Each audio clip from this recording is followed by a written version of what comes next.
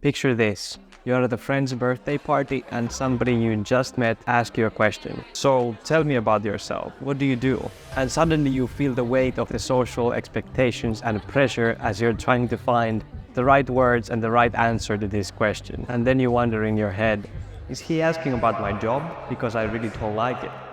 Or maybe I could answer with a hobby, but then he will think I'm unemployed.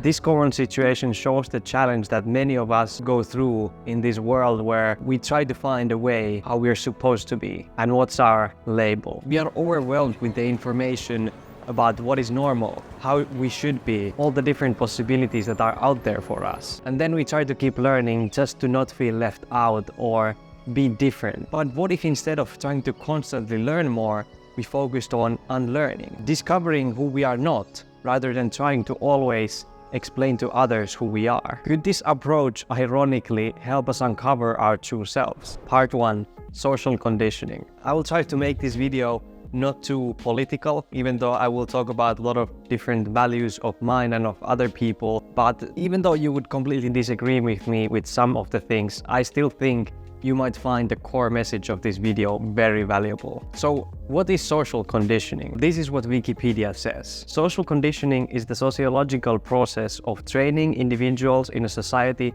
to respond in a manner generally approved by the society in general and peer groups within society. So, in simple terms, basically, this is how you should behave, and you behave like that, and you're conditioned to do so. And I mean, of course, this makes sense in a lot of ways, because if we didn't have this conditioning, everything would be chaotic.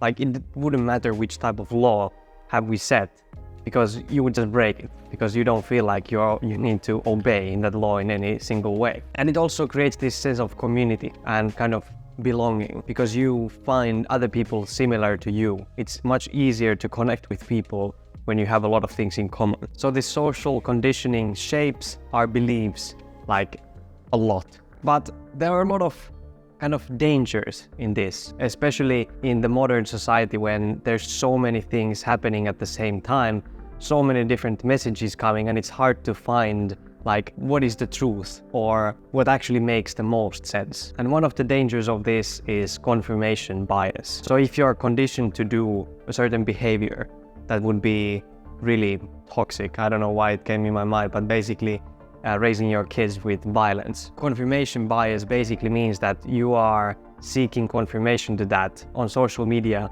you read only articles about how violence to other people is the right way to raise them or kind of teach them lessons or whatever. And related to this is unconscious assimilation. Unconsciously, you start to believe that certain things are the absolute truth. So it's kind of the first step. It's the one before the confirmation bias. And some examples how this could shape us are, for example, career choices. I'm a male. For me, going to work in construction is completely normal, maybe even something that I should do. And if I work, for example, as a kindergarten teacher or a nurse, somehow that would be like not job for the men. And one is like relationship expectations, that you're supposed to find the one and get married and have kids, and any other way than that is not seen as something normal. There must be something wrong.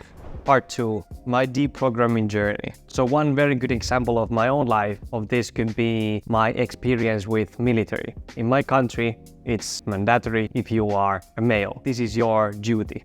You have to do this type of service. Of course, nowadays you don't have to go to military, you can do like civil service, so go to work in a hospital for 1 year or something. But then the females don't have to do anything. Then of course there's the question, is this equal or not? In my country, in our society here, this is seen as completely normal. And it has been like this for a long, long time. And I used to feel like this too, that it's completely fine. And this was the unconscious assimilation. Now when I start to think of equality more in my life, I start to realize that, wait a minute, this sounds a little bit strange. Like, let's say that if women would have something like this, they would have to do basically 1 year of forced labor and men wouldn't.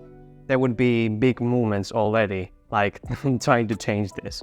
But for men, there just isn't. Yeah, there was this unconscious assimilation, me thinking that this is fine. This is exactly how it's supposed to be when I was younger and actually that age. And I think that was one of the reasons why for me it wasn't a big problem to do that. But if I would have to do it now, I would feel a lot of injustice. And one other in my life is eating animal-based products that I think all over the world pretty much it's seen as completely normal. It's fine. That's actually how you're supposed to eat. You cannot be healthy otherwise. And after I realized that actually it's not aligned with my values and I went first vegetarian and then vegan, then I started to be like so black and white with this. And I was in the confirmation bias myself, that I started to see the people who are consuming animal-based products are like, they cannot be good people. And then vegans are basically like the best people in the world, all of them. Didn't you know? Todd's vegan. Even though I was completely myself, thinking that I'm a good person, even though I ate animal-based products, and I completely forgot that it's just the conditioning. And something I actually learned from the masterclass surveys was fundamental attribution error. So shortly explained, it's just basically seeing that you are very complex, that all these different conditioning and all that was happening that caused this. But other people are so simple, they could do just that if they wanted, but they decide not to, that they are choosing to live that way consciously. So my deprogramming journey kind of started here when I started to question all of these things. Part 3. Inner liberation. To find yourself, start rethinking and unlearning those things that what you should be, and start to think more who you actually want to be. And this doesn't mean that you have to stop doing everything and completely reset your life and start from the scratch. Just start to think, where do they come from? Why do you have certain hobbies? Why do you have certain spending habits, eating habits, cultural traditions, aspirations, interests in life? And the second part of this kind of liberation is understanding that you don't need to put yourself in a certain box.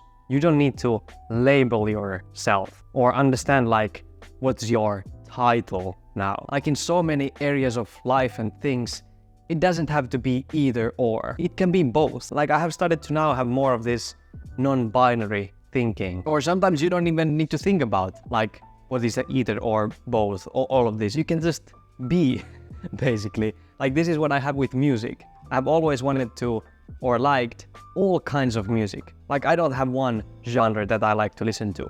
I like so many different things, and many people ask, what type of music do you listen to?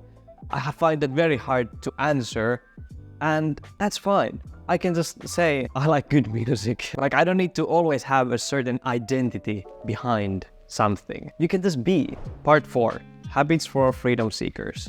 So here are some actionable steps for you that you can take. Self-inquiry. So questioning beliefs and exploring their origins. Are these still aligned with my current values? Because as we grow, our values change, our interests change, and you need to understand when something isn't anymore aligned with your values, and then you need to let it go. Whether it's a job, a hobby, a person, you will outgrow so many different things during your lifetime. Cognitive reframing, so seeing different possibilities that you didn't even think before. I did this exercise where I had to think, was it 3 or 4 different life paths for me?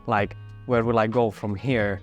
And they couldn't have anything similar in them. They had to be completely different. And it was so interesting to do this exercise and to think how I see myself in these different things and not just think that there's one path. One really good book that goes really in depth into this is Imaginable by Jane McConigal. I actually listened to it on Blinkist, the summary. It had nice exercises as well. My mom has suggested so much that I have to read it. And then self-acceptance, observing these thoughts, not judging them.